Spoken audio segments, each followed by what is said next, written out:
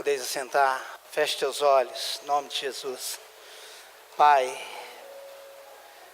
obrigado por nos fazer o teu filho.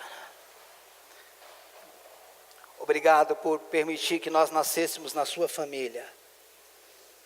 E nós podemos hoje nos achegar sem medo diante do trono da graça. Somos gratos por Jesus Cristo, nosso Senhor e Salvador. Tu não és somente o nosso Salvador, o Senhor é o nosso Senhor. Tu és o dono da nossa vida. Por isso, tome o teu lugar nessa noite. Espírito Santo, mestre da nossa nova natureza, nosso ajudador, Espírito que ungiu a Jesus, Espírito da verdade. Nós te adoramos, Espírito Santo. Enche toda a casa nessa noite. Tu és a pessoa mais linda que nós temos conhecido. Tu és o relacionamento mais fácil que nós temos tido. Tu nos conheces de uma forma muito íntima, muito peculiar. Oh Espírito, Tu és tão precioso. Ensina-nos nessa noite. Fique à vontade, quebra fortalezas, quebra paradigmas, Senhor. Conceitos e preconceitos que muitas vezes foram estabelecidos através da religiosidade. Nos ensina a vivermos como filhos. Ai, Espírito, te adoramos, te exaltamos, ó Espírito Santo.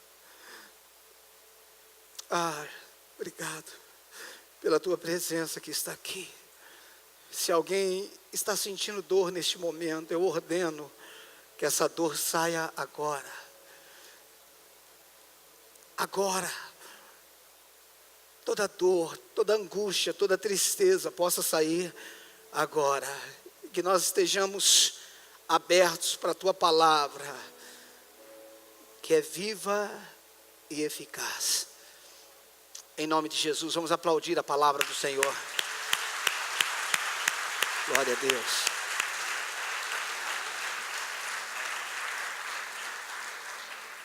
Glória a Deus. Boa noite, graça e paz, amém, queridos? É bom nós estarmos aqui nesse segundo dia de conferência, amém? Ontem nós começamos falando sobre conceitos de batalha espiritual. Hoje chegou mais algumas pessoas, alguns pastores, amigo nosso, Luiz Paulo, junto com o pessoal da Igreja Virtude, junto com a Marli, sua família, pessoal de casa, amigo nosso, amém? Está o meu amigo e a pastora Patrícia Everaldo. Prazer ter vocês aqui, pela primeira vez que eles estão aqui com a gente. Everaldo, Luiz Paulo, Eric, Geraldo, quem mais? E eu, né? Nós temos um trabalho juntos, pelos pastores no Brasil, especificamente temos trabalhado em Brasília, e Deus tem feito algo tremendo em Brasília. Pastor Everaldo é alguém que eu preciso andar com ele muito, porque ele é o cara da unidade. Ele é o cara que eu preciso andar com ele. Está também a pastora Jane, lá de Ariranha. A Jane é amigona, nossa senhora, eu amo demais essa mulher. A missionária Solange está com a gente também. Amém? Quem mais que eu esqueci, gente? Cadê a Josa? Está aqui, Josa? Amém. A todos vocês. Amém? Queridos, Deus é soberano, sim ou não? Amém. Quem? A Marinês, o Everaldo.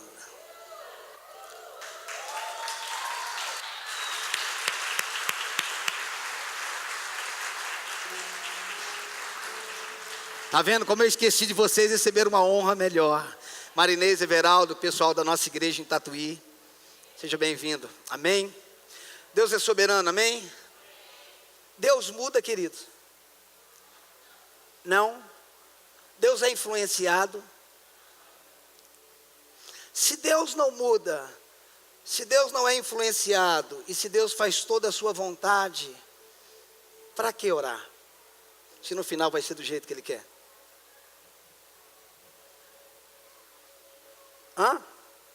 Se ele não muda, se no final ele vai fazer do jeito que ele quer, então para que a gente ora? Ou por que a gente ora? Não é esquisito? Não adianta eu orar se ele vai fazer do jeito que ele quer. A questão é que a gente pensa que a soberania de Deus, ela fechou ele, a ponto que ele não se abre para nada. Eu quero te mostrar nessa noite, que a soberania de Deus, não quer dizer que ele não aceita ideias, sugestões. Uma coisa é um servo. O servo está sempre trabalhando sobre ordens e comandos. Outra coisa é um amigo. O amigo não trabalha sobre ordens. O amigo trabalha sobre relacionamento. O servo, ele não quer saber como é que o patrão está. Um amigo, o que mais importa é saber como ele está. No final, o amigo, na verdade tem dois tipos de pessoas dentro da igreja, o servo e os amigos. No final, os amigos trabalham mais do que o servo. Porque o servo só cumpre a obrigação, mas o amigo quer agradar o coração do Pai. Por isso que Jesus falou, já não chamado de servo, porque servo não sabe o que faz. Eu tenho chamado de amigo. Você está entendendo isso? A gente pensa que Deus o tempo todo quer se relacionar conosco através do seu poder. Não, Ele quer se relacionar conosco através da... Abre a tua Bíblia no livro de Lucas Mateus capítulo 7, perdão. Mateus capítulo 7.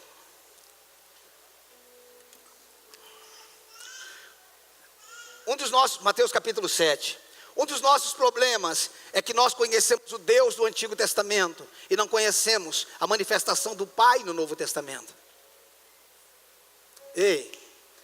A questão é que nós conhecemos o Deus do Antigo Testamento e não o Pai do Novo Testamento. Pastor, mas é a mesma pessoa, sim. Mas nós temos um entendimento mais claro sobre Deus do que sobre Pai. Como Deus, Ele dá ordem. Como Pai, Ele se relaciona.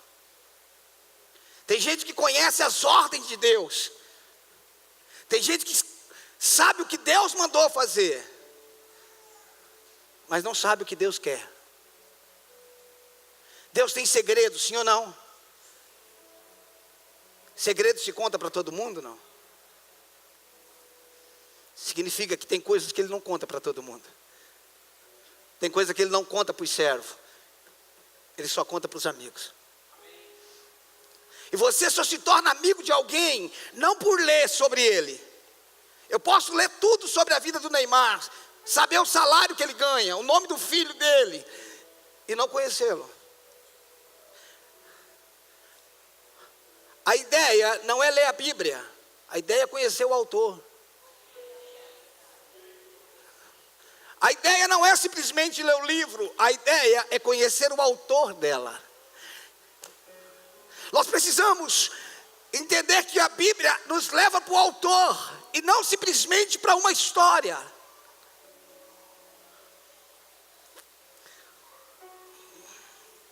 Deixa eu te falar uma coisa, queridos, presta atenção. Quando você olha para a Bíblia, olhe para mim.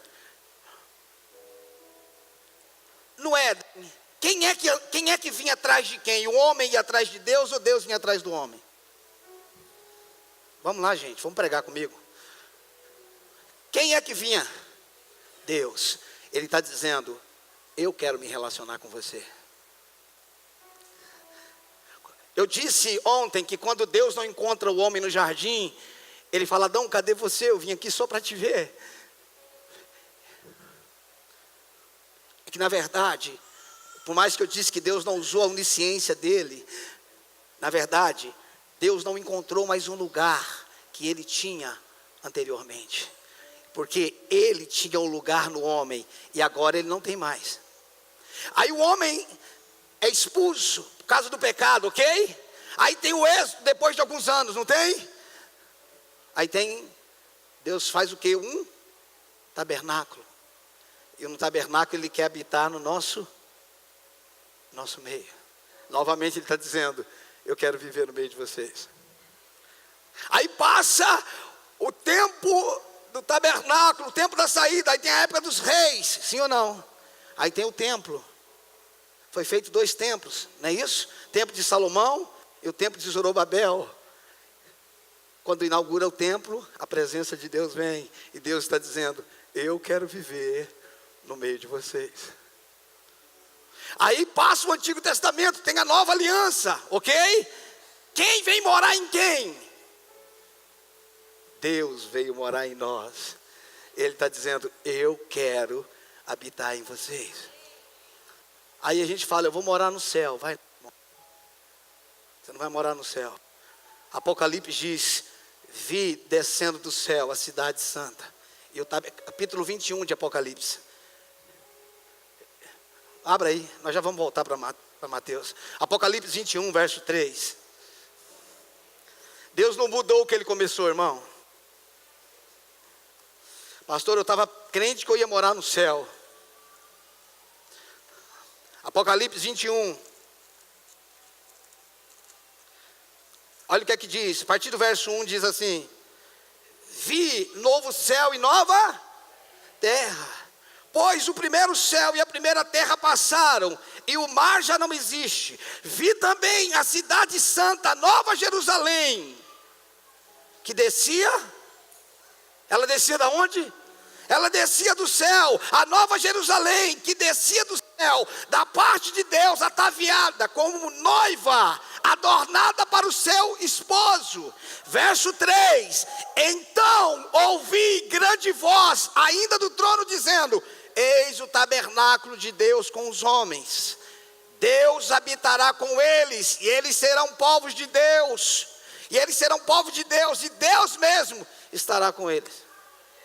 No final Deus está dizendo, você não vai vir para cá, vou continuar indo para aí.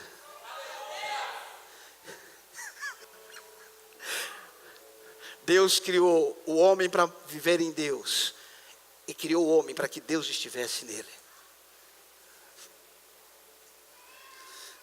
Deus nunca criou uma religião, irmãos. Pode ir agora para Mateus 7. Você está entendendo isso? A gente tem que acabar com o espírito de fuga que a igreja tem, de querer ir para o céu e começar a trabalhar para mudar a terra. Nem amém não sai, né, irmão? Quer cair um pedaço da teologia aí no chão, né? O arrebatamento vai acontecer, irmão. E as pessoas que morreram estão dormindo com o Senhor, mas receberão um corpo glorificado e vão morar junto com a gente.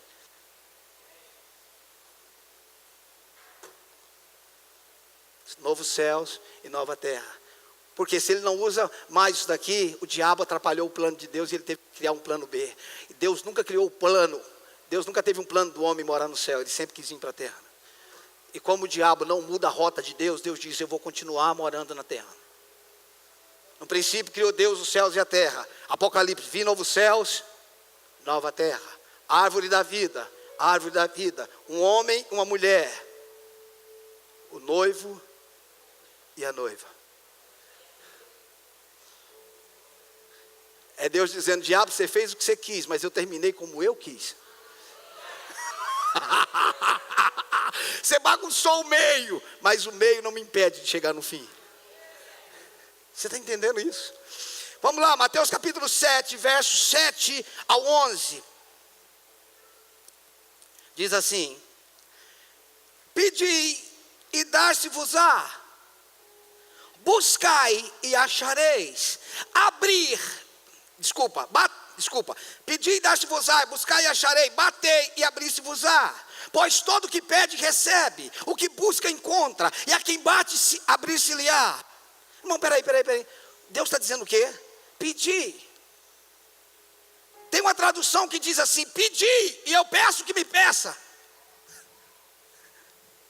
Buscai, eu peço que me busque. Diz assim: batei e eu peço que bata. Deus está dizendo: me pede. Peraí. Se você quer dar algo para alguém, esse alguém precisa pedir? Sim ou não? Mas Deus está dizendo: pedir, eu vou te dar. Eu quero te dar, eu só te peço, me peça. Presta atenção, versículo 8. O qual dentre vós é o homem, que se porventura o filho lhe pedir um pão, lhe dará uma pedra? Ou se lhe pedir um peixe, lhe dará uma cobra? Ora, se vós que sois maus, sabeis dar boas dádivas, boas coisas aos vossos filhos, quanto mais o vosso Pai, que estás no céu, dará o quê? Boas coisas ao quê? O que é boas coisas, gente? Mateus 6, volta aí. Versículo 33, texto que a gente sabe de cor e salteado. Mateus 6, 33. O que é que diz? Buscai, pois, em primeiro lugar o seu reino e a sua justiça, e as demais coisas, olha as coisas aparecendo aqui de novo, vos serão acrescentadas. Que coisas são essas? Vá para Salmos capítulo 37. Salmos 37.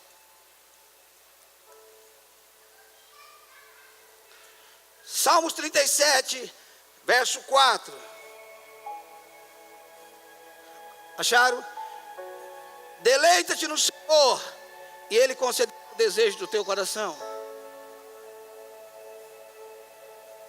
Ele está dizendo: se deleita nele, se deleita em mim, que eu vou conceder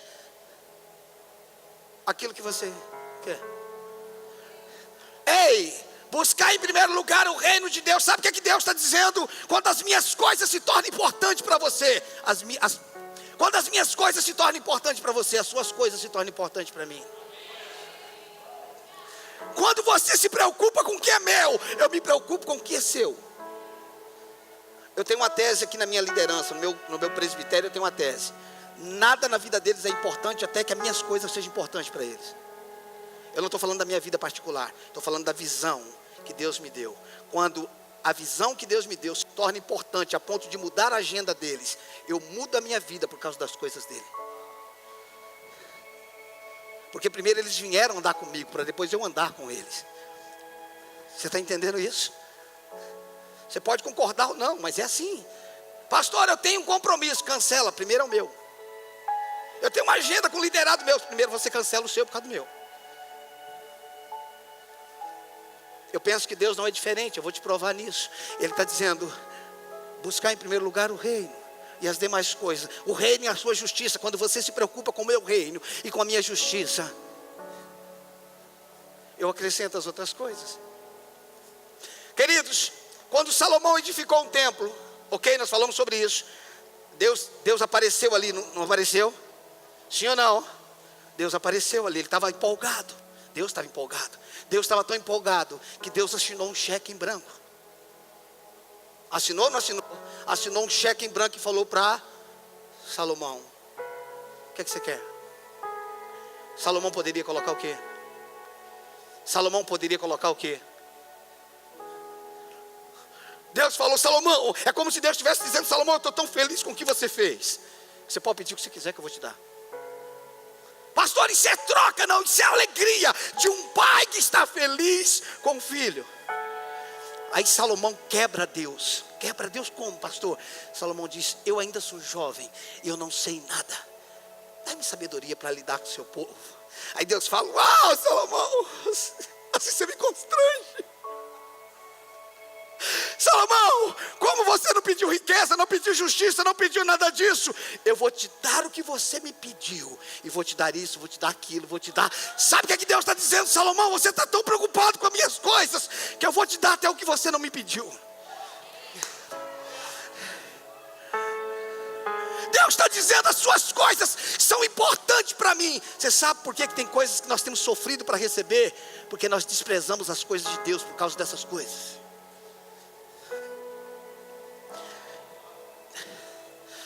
temos desprezado a oração. Temos desprezado a oração por causa de tantas coisas que nós queremos, mas aquilo que nós queremos está escondido naquilo que nós desprezamos. Temos desprezado a oração por causa de muitas coisas que nós queremos, mas aquilo que nós queremos está escondido naquilo que nós desprezamos. Tem coisas, a Bíblia diz assim: inútil vos será acordar cedo, comer o pão que com dores granjeaste, adquiriste aos seus. Alguém aqui é dele? Obrigado, tem uns 3 aqui que é dele.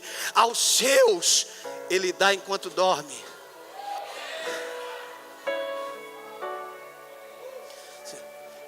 Deus não é gente, irmão. Sabe o que ele está te dizendo? Eu não criei você para as coisas, eu te criei você para mim.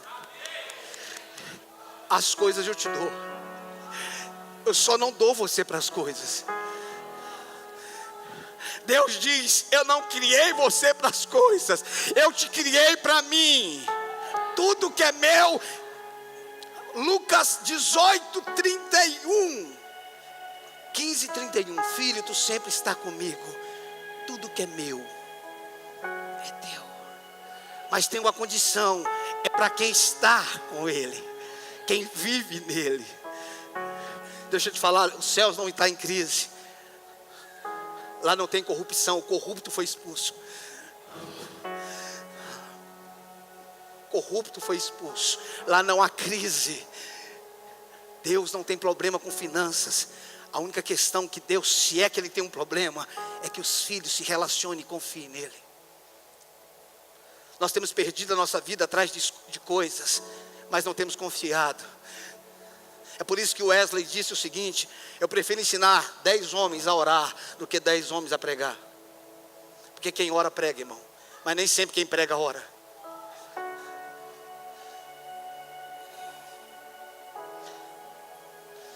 Segunda Crônicas, vamos lá. Segunda Crônicas, capítulo 6. Aleluia. Tem gente que pensa: ó, Deus não quer fazer nada que é do meu agrado. Ele quer sim. Deus não se preocupa com as minhas coisas, irmão. Deus se preocupa com os seus perfumes. Deus se preocupa com o que você gosta. O Luiz Paulo tem 3 filhos. Tem o João Vitor. Quantos anos ele tem? 11 anos. Ele tem um videogame. Qual é o videogame que ele tem? Um PlayStation, ok? Presta atenção. Deixa eu te perguntar, para você, um PlayStation para você é importante, Luiz Paulo? Você costuma ficar brincando, virando a noite jogando? Nunca. Mas para o seu filho é importante. Então o seu prazer está no PlayStation ou na alegria dele? Sabe o que o Luiz Paulo está dizendo? PlayStation para mim não faz a mínima diferença, mas como alegro meu filho, então eu dou por causa dele. Amém.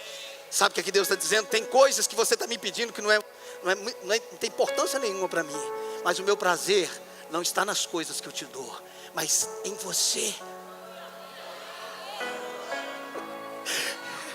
Para mim é indiferente o perfume, mas como você gosta e você fica feliz com isso, eu te dou o perfume. Isso é pai.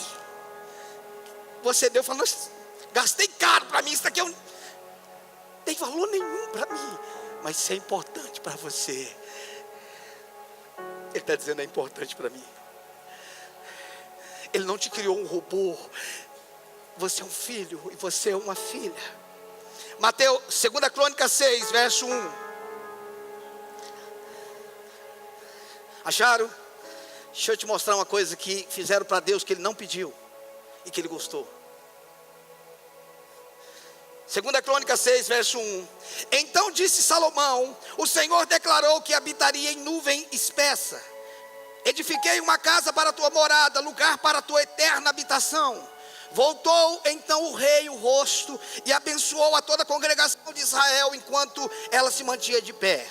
E disse Salomão: bendito seja o Senhor, o Deus de Israel, que falou pessoalmente, eu gosto disso, falou pessoalmente, maravilhoso, e falou pessoalmente a Davi meu pai, e pelo seu poder o cumpriu, dizendo: desde o dia em que eu tirei o meu povo da terra do Egito, não escolhi cidade alguma de todas as tribos de Israel para edificar uma casa, a fim de ali estabelecer o meu nome, nem escolhi homem algum para chefe do meu povo Israel. Verso 6: mas escolhi Jerusalém para que ali esteja estabelecido o meu nome, e escolhi a Davi para chefe do meu povo Israel. Também Davi, meu pai, propusera em seu coração. Quem foi que propôs? Davi propusera em seu coração e edificar uma casa ao nome do Senhor, o Deus de Israel. Versículo 8: porém o Senhor disse a Davi, meu pai: já que desejaste edificar uma casa ao meu nome, bem fizeste em resolver em teu coração. Sabe o que Deus está dizendo? Eu nunca pedi uma casa para você não, Davi, mas eu gostei da tua ideia. Deus está dizendo: você propôs isso no teu coração, Davi. É como se Deus estivesse dizendo assim: eu não pensei nisso, eu não pedi isso, mas eu gostei. Uma mente renovada pode criar muitas coisas para Deus. Eu sei que o diabo influencia pensamento, mas eu também sei que pensamentos atraem diabo. Você está entendendo isso? Eu sei que o diabo influencia pensamentos, mas tem pensamentos que influenciam o diabo. O que significa? Que tem pensamentos ruins que não foi o diabo que deu. E quando a gente gera esse pensamento, a gente atrai o diabo. Deus está dizendo: eu não quis tempo, eu não pedi tempo para você, mas você fez bem. Para quebrar essa ideia que eu só faço o que eu quero.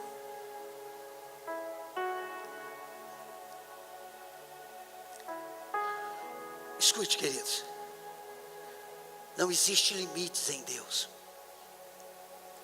Só há limite nele quando nós o colocamos. O Senhor está dizendo que o homem limita a Deus? Sim. Ele não limita a Deus porque Deus é menos poderoso do que o homem, mas ele limita a Deus porque Deus quis fazer através do homem. E quando o homem se fecha, Deus não pode fazer. Quando você olha para Gênesis capítulo 5, quando você olha para Gênesis capítulo 15, verso 5, Deus diz para Abraão: sai da tenda, conta as estrelas, se é que podes. É assim que Deus fala, tipo assim: conta, eu sei que você não pode, mas vai tentar. Escuta, Abraão não tinha nenhum filho. Estou falando da promessa. Ele tinha Ismael, estou falando do filho da promessa. Ele não tinha nenhum. Agora o cara não tem nenhum filho, Marley, e Deus fala para ele contar as estrelas, porque a descendência dele vai ser como as estrelas dos céus. Para que esse exagero, irmãos? Para que fazer um homem sonhar numa dimensão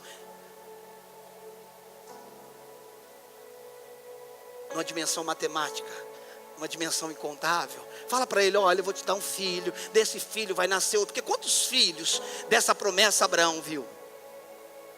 Quantos filhos ele viu? Ele só viu Isaac.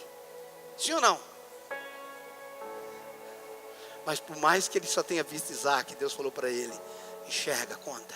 E ele tentava, porque ele dormia nos campos, e toda noite ele tentava contar. Uau! É possível contar todas as estrelas? É ou não? E por que Deus pede para ele contar? Você não acha que é meio sem significado pedir para alguém fazer uma coisa que ela não tem condições de fazer?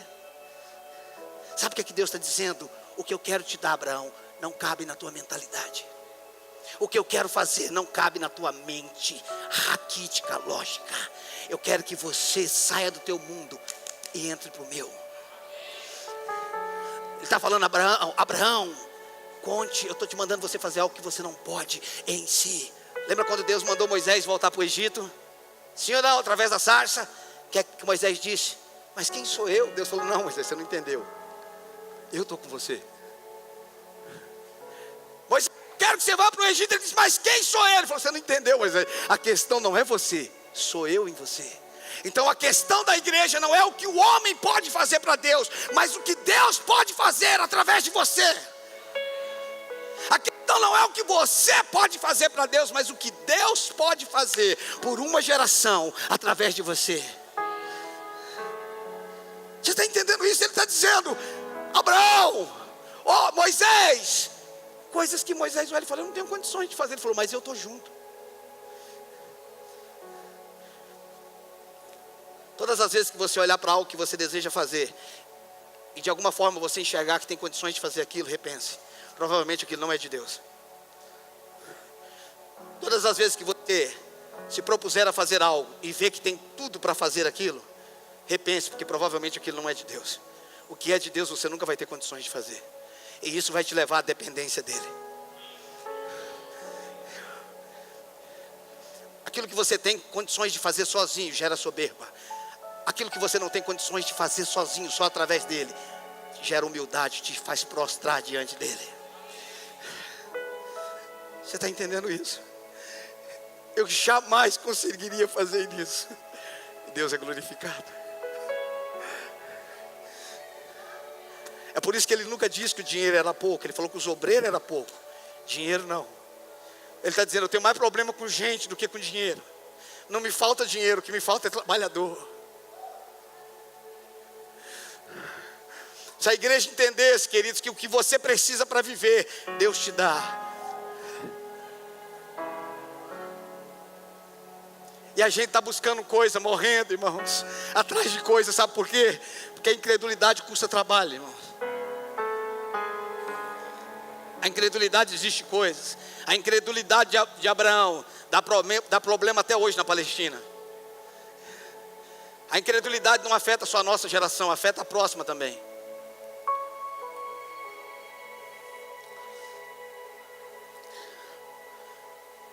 Salmos capítulo 2.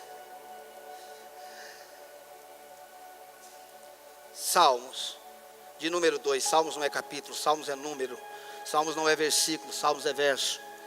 Salmos de número 2.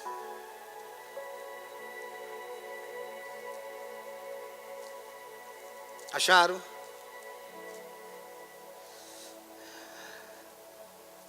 Salmo de número 2, verso 8, acharam? Diz assim, pede-me e eu te darei as nações por herança, e a extremidade da terra por tua possessão. Pede e eu te darei o quê? Você acha que você tem condições de ganhar as nações para o Senhor? Falando humanamente, falando, tem, não. Se você decidisse hoje começar a viajar as nações, você teria tempo de ganhá-las?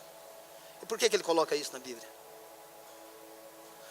Por que ele não é mais equilibrado, mais coerente? E diz, pede eu te darei o Brasil. E a gente nós fazíamos uma divisão aqui, entendeu? Fazia um grupão no WhatsApp, como o pessoal disse um tempo atrás, e a gente conduzia o Brasil.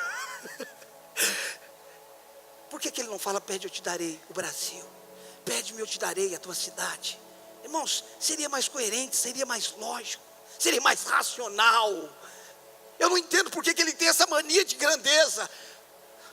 Eu não sei por que ele tem mania de tudo que ele fala através dele. Ele está dizendo, não pede segundo a tua capacidade, saia do teu mundo e entra no meu. Não peço o que é possível, peço o que é impossível, porque possível você faz, o impossível sou eu.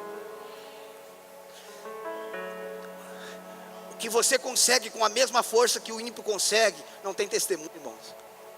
Não tem milagre nenhum. O que você conseguiu fazendo a mesma força que o ímpio conseguiu, não tem testemunho nenhum. Amém, irmãos?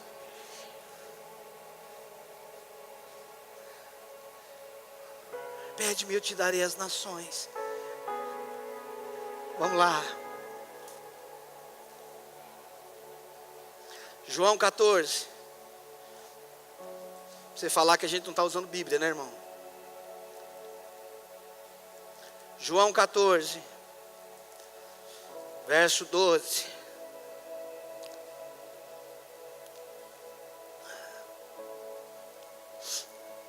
João 14, verso 12, acharam? Amém?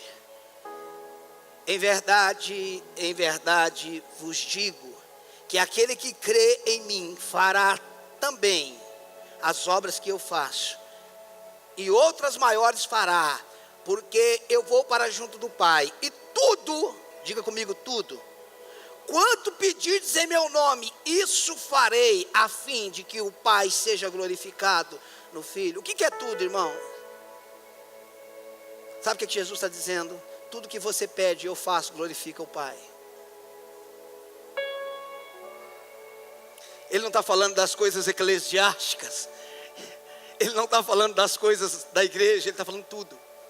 Que você pedir no meu nome, eu vou te dar, e isso glorifica o meu Pai.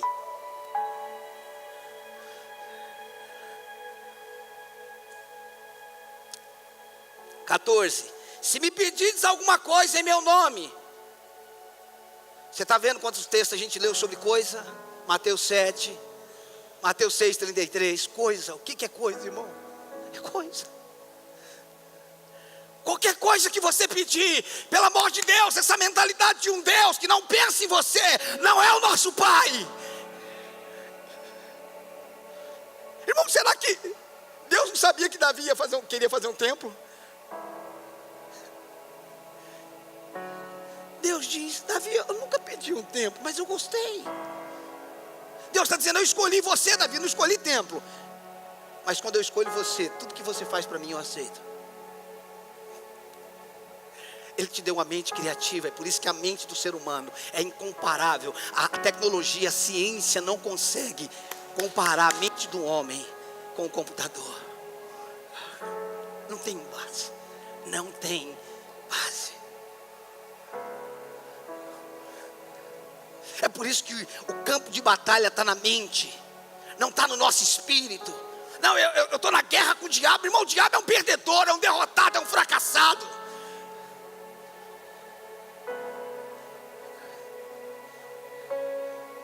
Eu estou lutando para o diabo sair, irmão. Se posicione, aquilo que é seu, porque existe o direito legal e o direito vital. O que é legal é meu. Agora, o que é vital, eu preciso desfrutar por fé. O direito vital me faz me apropriar. O direito legal, tudo que Jesus fez te deu direito legal. Agora o que nós precisamos é do direito vital. O direito legal é o que é seu por direito do Novo Testamento. É como se você tivesse um terreno lá na praia e você chegasse lá depois de um tempo e tivesse uma casa construída naquele terreno. Você tem todo o documento. Você entraria na justiça comprando aquele terreno? Não, reintegração de posse. Os céus são os céus do Senhor, mas a terra, Ele deu? Diga, Ele deu para mim. O diabo se apossou dela, mas ela é de quem?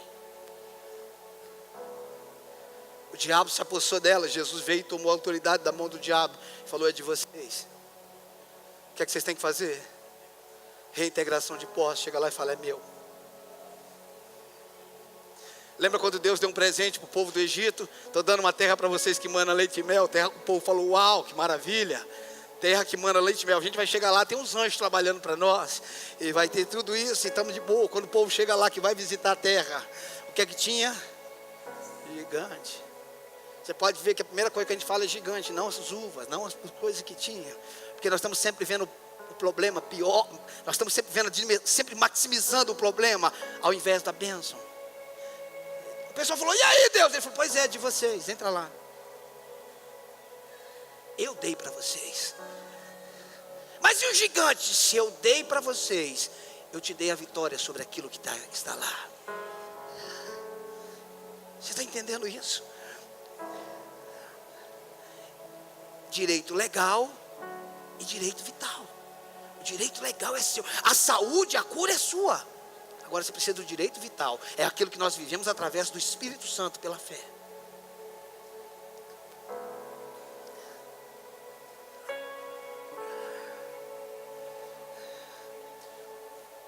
Marcos capítulo 9.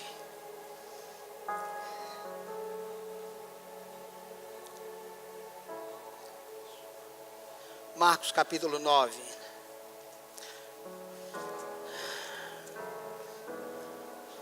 Marcos 9, verso 21.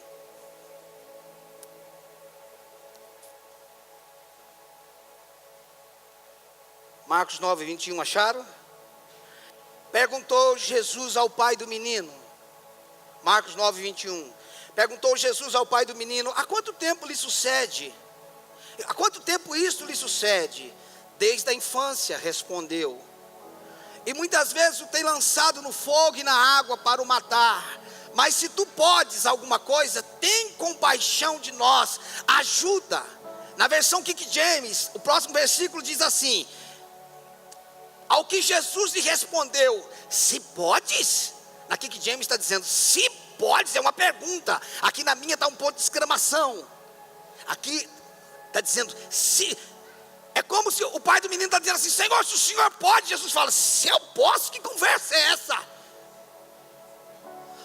Você está perguntando se eu posso? E Jesus responde: tudo. Ele está dizendo, se você pergunta se eu posso, eu pergunto se você crê. Porque se você crê, eu posso. Eu não posso nada que você não crê, mas eu posso tudo que você crê. Então não me pergunte se eu posso, porque eu posso tudo, e tudo é possível ao que crê. Não me pergunte se eu posso, porque todas as vezes que você me perguntar se eu posso, eu vou te perguntar: você crê?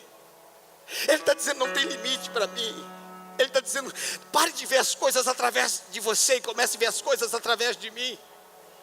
Igreja, Deus está falando, para de olhar a crise e veja um avivamento.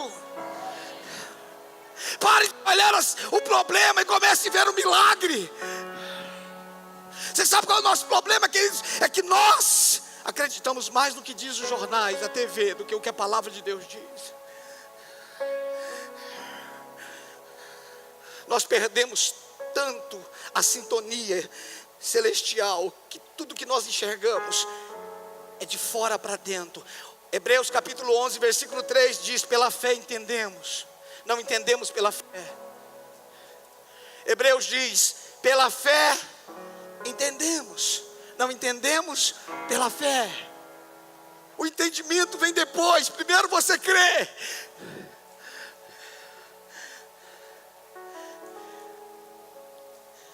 Queridos, o nosso problema está aqui. Nós servimos a um Deus que não tem limite. Nós servimos a um Deus que não há impossível.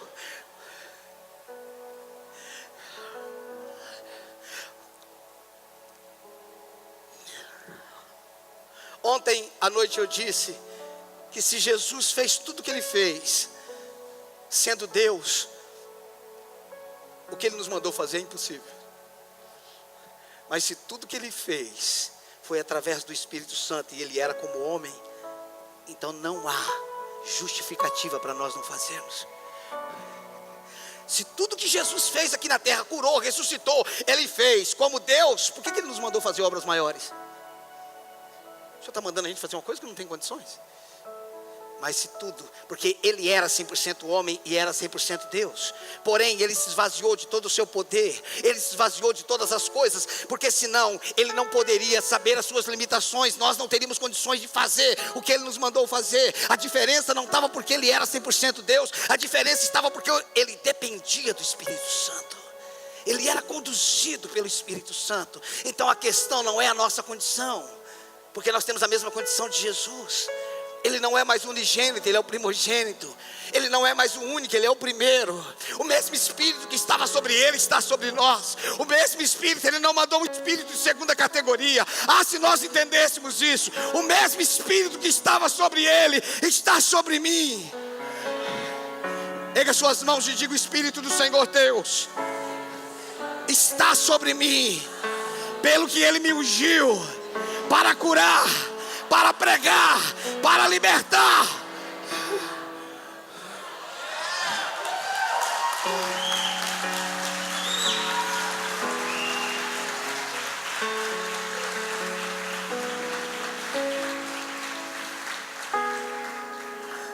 Não tem limites.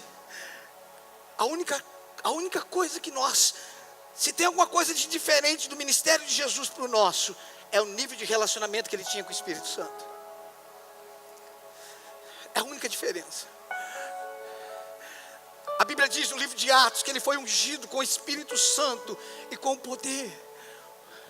Ele foi ungido, Jesus foi ungido. A primeira mensagem que ele prega no templo é essa de Isaías 61. O Espírito do Senhor Deus está sobre mim. Quando foi que ele veio? Veio lá no batismo. Você tem limites, irmãos, e limitações, até o Espírito cair sobre você, até o Espírito descer sobre você. A gente tem que acabar com esse negocinho de apóstolo que tem poder, de profeta que tem poder. E a gente precisa pregar para a igreja que os filhos têm poder. Que os filhos têm poder. O poder não está sobre os apóstolos, sobre os profetas, ou somente sobre eles. O poder está todos quando recebeu. João capítulo 1, verso 12. Todos quando recebeu-lhes, deu-lhes o poder de serem feitos filhos de Deus. Filhos de Deus, filhos de Deus. Você é filho. Você é filho. A única maneira de você ser filho é nascendo numa família. Você nasceu na família de Deus.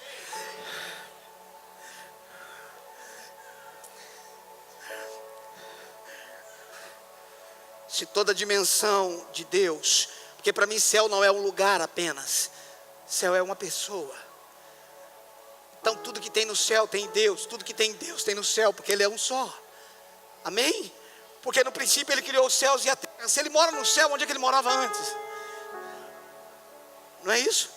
No princípio criou Deus os céus e a terra. Deus mora no céu, então onde é que Ele morava antes? Ele não mora no céu, o céu mora nele. Você está entendendo? Tudo que tem em Deus tem no Espírito Santo. E o Espírito Santo está em nós. Nós só precisamos abrir a tampa.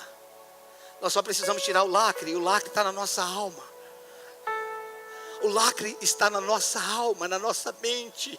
Nós precisamos tirar a tampa da nossa mente e largar o passado, a minha criação, o meu abandono. Eu passei fome, eu passei isso, eu fui abusado, eu não tive pai, eu não tive mãe, eu não tive... Deus está dizendo, esquece, não lembrei das coisas passadas, nem considereis as antigas. Eu estou fazendo algo novo.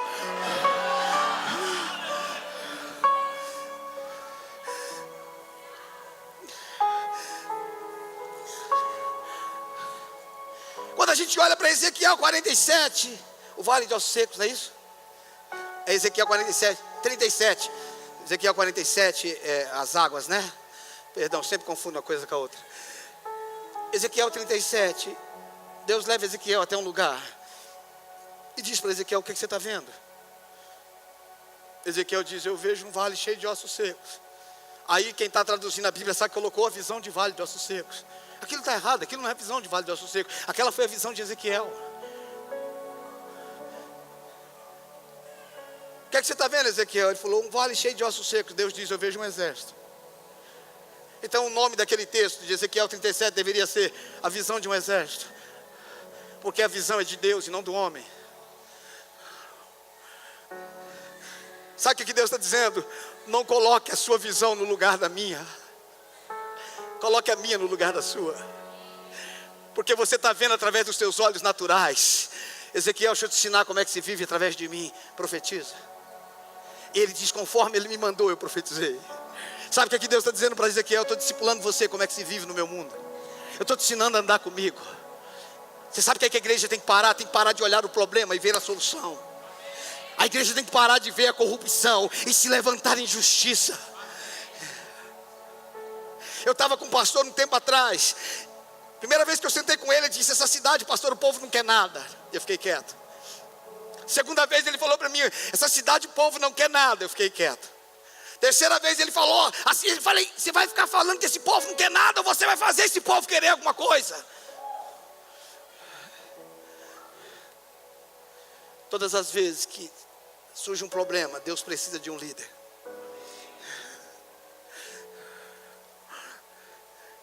O que chamou a atenção de Moisés não era o fogo que queimava a sarça, mas a sarça que não se consumia. Moisés olha e fala assim, isso não é comum, isso é sobrenatural, eu vou virar para lá para ver o que é isso.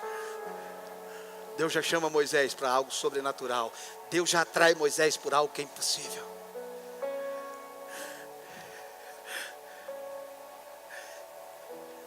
Se o teu ministério, se tudo que você faz é explicadinho, você está fazendo as coisas a partir de você. Mas o avivamento que Deus quer fazer, deixa eu corrigir, o avivamento que Ele está fazendo, não vai ter como explicar. Não vai ter como explicar. O avivamento da rua Azusa, onde o William Seymour é conhecido como o cara do avivamento, ele não estava sozinho. Havia uma equipe. Ele era o mais conhecido, até porque ele era negro. E naquela época nenhum negro tinha se destacado. Mas havia uma equipe, ele se reunia durante o dia. E não havia avivamento apenas de lugar. É como se tivesse nessa cidade, e em vários lugares tinha culto no mesmo dia e na mesma hora. E ele se reunia aqui e falava o seguinte: você vai para tal lugar hoje, você vai para tal lugar hoje, você vai para tal lugar hoje, eu vou para tal lugar. Ninguém falava onde é que o William Seymour ia. Então o povo tinha que escolher ou apostar, vamos ver se o William Seymour está aqui. Só que quando eles iam para lá que o William Seymour não estava, eles não saíam de lá com fome, a glória tomava o lugar. Nós precisamos de um avivamento que não está ligado a um homem. Nós precisamos de um avivamento onde não está ligado a um apóstolo, mas um avivamento que está ligado à igreja. Um povo que aprendeu a orar, um povo que aprendeu a entrar para o quarto, a se relacionar com o Espírito Santo, um povo que aprendeu a renovar sua mente. Queridos, um povo que aprendeu a se relacionar com o Espírito Santo. Queridos, se o povo do Antigo Testamento, que não era habitação de Deus, se o povo do Antigo Testamento fez, o que nós podemos fazer através do Espírito Santo? O que você pode fazer? O profeta disse para Saul: quando o Espírito Santo se apoderar de você, o que vier na tua mão para fazer, faça. Quando o Espírito se apoderar de você, tudo que vier na tua mão você pode fazer que dá certo. Só não dá certo quando você não tem o Espírito. Saul, o Espírito vai se apoderar de você. Quando se apoderar, tudo que vier na tua mão para fazer, você pode fazer. Funciona. Você sabe o que essa igreja precisa? Você sabe o que a igreja brasileira precisa? Amar o Espírito Santo. Nós precisamos orar para desenvolver um relacionamento. Eu estou orando para ser usado. Eu não acho que é errado você orar para ser usado, está certo, tá, mas assim, coloque isso em segundo lugar. Comece a se relacionar com o Espírito Santo, dizendo: eu quero te conhecer. Só Ele pode revelar Cristo. Jesus falou: quando Ele vier, Ele não falará de si mesmo, mas Ele falará de mim. Irmãos, eu não estou falando de uma pessoa que virá, eu estou falando de uma pessoa que está. Ele habita em você. E nesse momento que eu estou falando, dentro de alguns, o Espírito Santo está dizendo: yes, é isso, é isso. O Espírito Santo sabe o que Ele está querendo. Eu quero me relacionar com você. Eu quero que você aprenda a ouvir a minha voz. Eu quero que você me conheça. Eu não quero que você me conheça só na igreja. Eu quero que você me conheça no trabalho, na rua, no trem. Eu quero que você me conheça no trânsito. Eu quero que você me conheça no restaurante. Quando você estiver no restaurante, com o garçom trouxer o seu prato, eu quero que você esteja atento, porque eu quero te usar para a vida do garçom. Deixa eu te falar uma coisa, queridos. Às vezes a gente tem um negócio: eu estou pagando um preço, Irmão, para com esse negócio de pagar preço, irmão. Os médicos que trabalham com transplante de órgão, você já viu alguma reportagem sobre eles? Eu já vi. Não tem uma noite que eles podem dizer: eu vou dormir sem ninguém me atrapalhar. Eles estão com o celular ligado constantemente. E quando o celular toca, eles atendem, porque é um coração que está vindo, é um órgão que está vindo. Eles têm que sair em minutos. Esses caras pagam preço, irmão. Então, se é questão de pagar preço, eles também pagam. A questão não é questão de preço, a questão é questão de amor.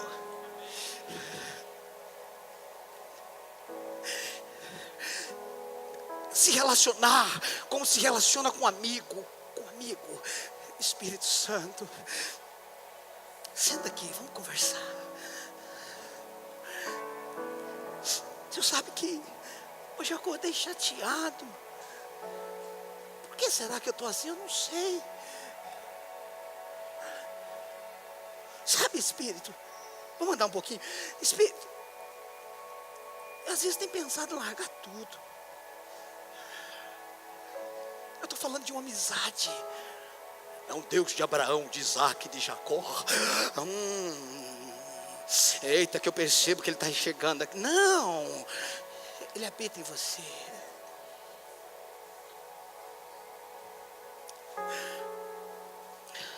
Ao nascer de novo, eu já estou encerrando. Ao nascer de novo, todo mundo tem um espírito em. O que nem todo mundo tem é o espírito sobre.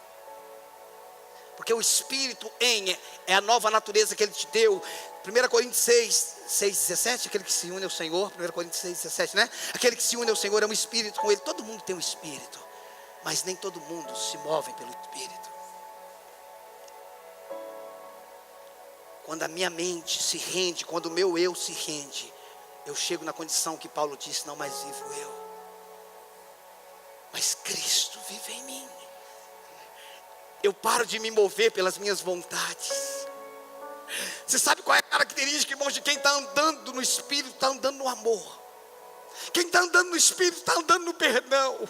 Quem está andando no Espírito, irmãos, se sente perdoado ou desfruta do perdão e consegue perdoar. Ninguém que está vivendo em justiça própria está sendo conduzido. Paulo disse assim: se vivemos no Espírito, andemos. Como é que Paulo consegue separar vida de andar? Ele está dizendo: tem gente que tem vida, mas não anda no Espírito. Ele recebeu a vida espiritual, mas não se move nela. Receber a vida espiritual é boa, irmãos, mas andar nela é sobrenatural. A questão não é se o Espírito está em você, a questão é quem está te conduzindo. Escute que nós não temos outro caminho. Nós podemos passar a noite inteira aqui falando de coisas, estratégias. Irmãos, uma coisa é você conseguir atrair pessoas. Esses dias eu disse para alguém: nem todo número é crescimento, mas todo crescimento gera número. Nem todo número é crescimento, mas todo crescimento gera número. Mas quem está pensando em crescimento não está pensando no número. Ele não mandou pensar nos números, Ele mandou pensar nas almas. Você está entendendo isso? O que nós precisamos, nós não temos outra coisa a fazer. Escute, porque isso vai depender de você. Quando eu falo depender de você, é pessoal. O David Robertson tem uma frase, né, Jane, que diz assim: você vai ter de Deus o que você quiser. Primeira vez que eu vi isso, eu falei: eu nunca ouvi uma heresia tão grande. Se Ele não tem limite, Ele não libera, Ele não derrama o seu espírito sobre medida, quem determina o limite? Ele não derrama o seu espírito sobre medida, quem determina a medida? Você vai ter dele o que você quiser. O tempo que você decidir a se relacionar com Ele, não como um Deus, ainda que Ele seja, mas como um amigo. Aonde você e eu, nós vamos estar tão sensíveis, que em qualquer lugar que nós estivermos, nós podemos ser canais de Deus.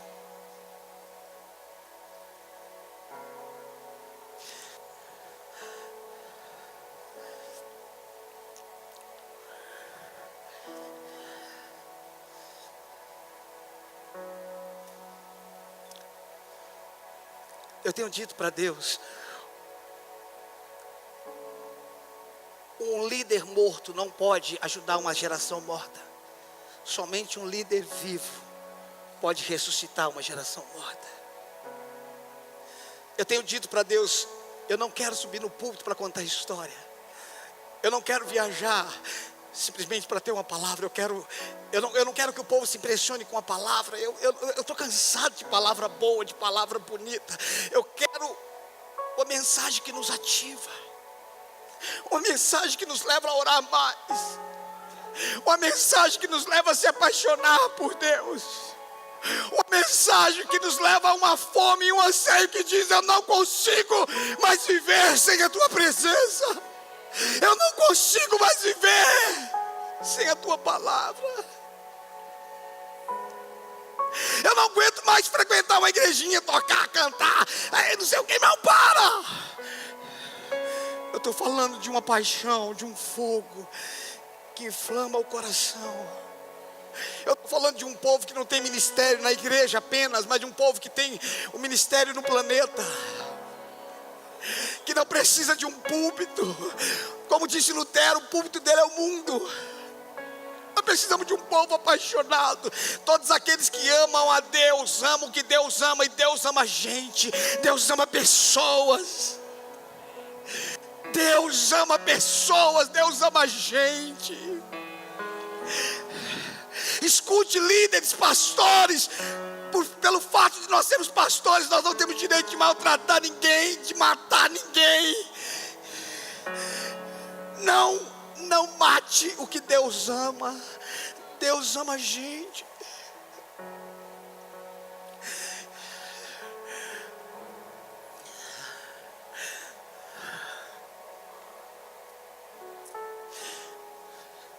O Senhor nos dará um batismo de amor pelos perdidos. O Senhor nos dará um batismo de amor pelas prostitutas, pelos órfãos, pelos homossexuais, pelos moradores de rua. O Senhor nos dará um batismo pelos povos não alcançados. O Senhor nos dará um batismo de amor, irmãos. Nosso coração vai queimar. O nosso coração vai queimar. Nosso coração vai queimar. Não, eu não tenho que cumprir o meu horário na escala de oração, não. Eu tenho uma escala ali, irmão, mas eu sou louco para acabar com aquela escala. Eu quero ver uma igreja, irmão. Por que você está orando? Porque eu sou apaixonado por Ele. Chegar na igreja e falar: ué, quem é que está na igreja? Um está largado no chão, outro está em outro lugar. Você não ora porque o pastor te manda orar. Ele pode te ensinar, mas é você que se apaixona. Ele é apaixonante, irmãos. O Espírito Santo é apaixonante. O Espírito Santo é apaixonante.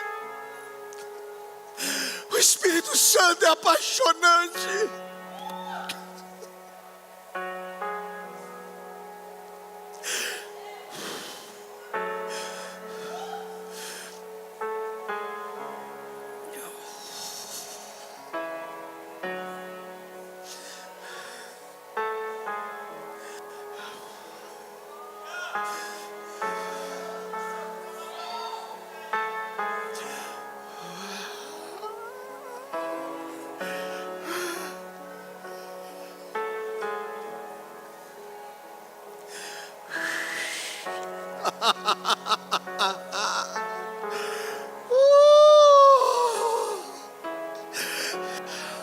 Como foi cantado nessa noite: cai neste lugar, ó Espírito Santo. Cai neste lugar, ó Espírito Santo. Cai neste lugar, ó Espírito Santo.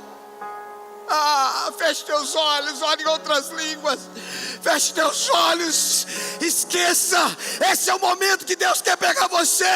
Esse é o momento que Deus quer inflamar seu coração.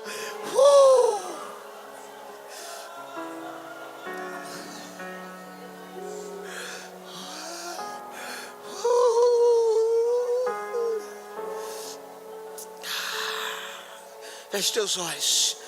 Ele vai tocar você.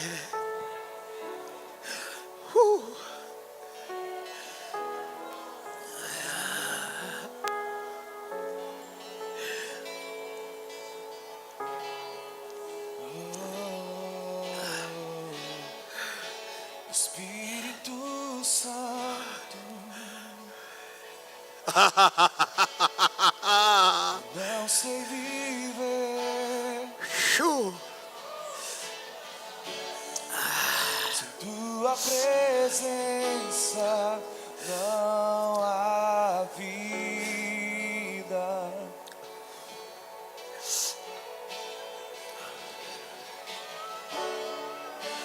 És a essência.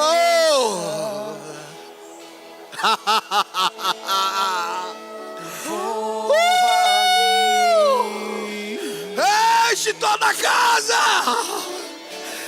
Enche toda a casa.